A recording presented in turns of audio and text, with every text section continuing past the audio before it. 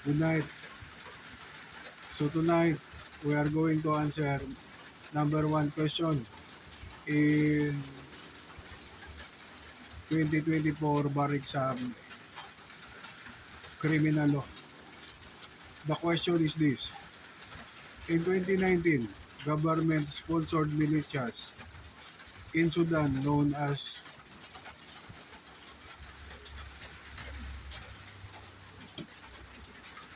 Junawid, Janjaweed conducted a campaign of slaughter, starvation, rape, and kidnapping of a certain racial and ethnic group.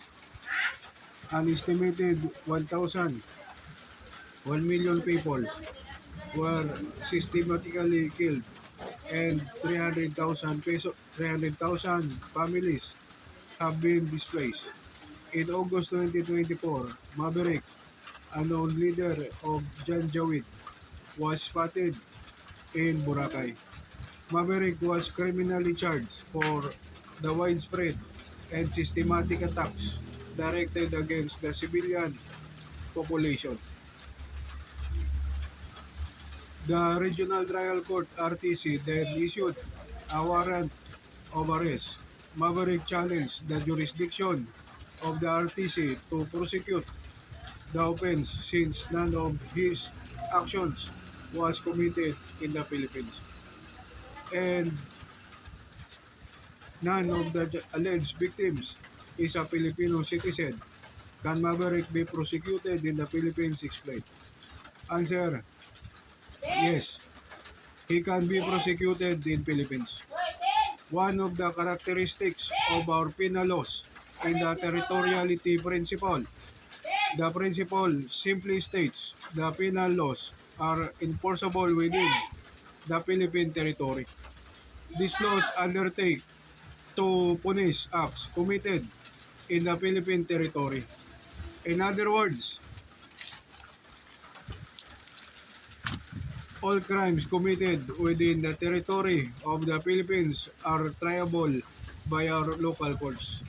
The basis of this principle is Article 2 of the Revised Penal Code, which provides that its provisions shall be enforced within the Philippine archipelago, including its atmosphere, its internal waters, and maritime zone.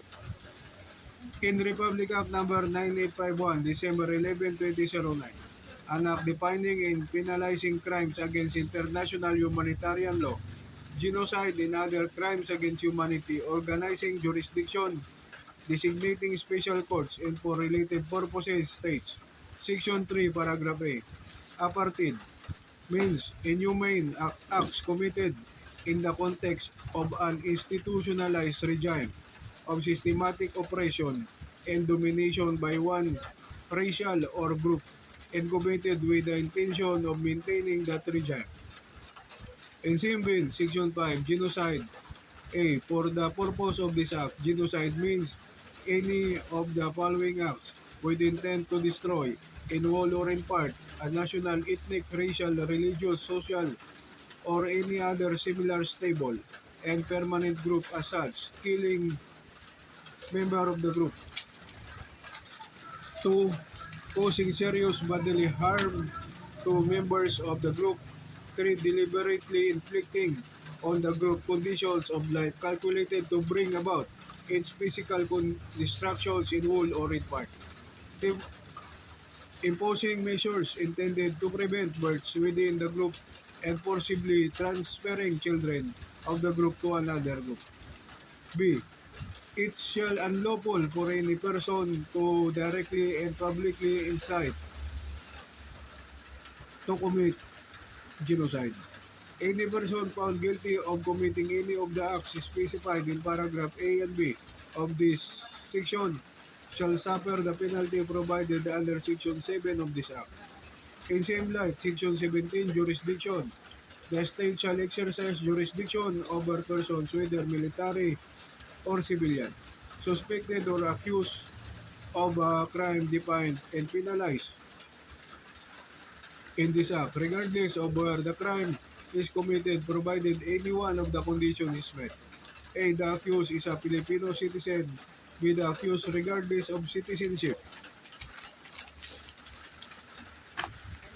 or residence is present in the Philippines, or C. The accused has committed the said crime against a Filipino citizen.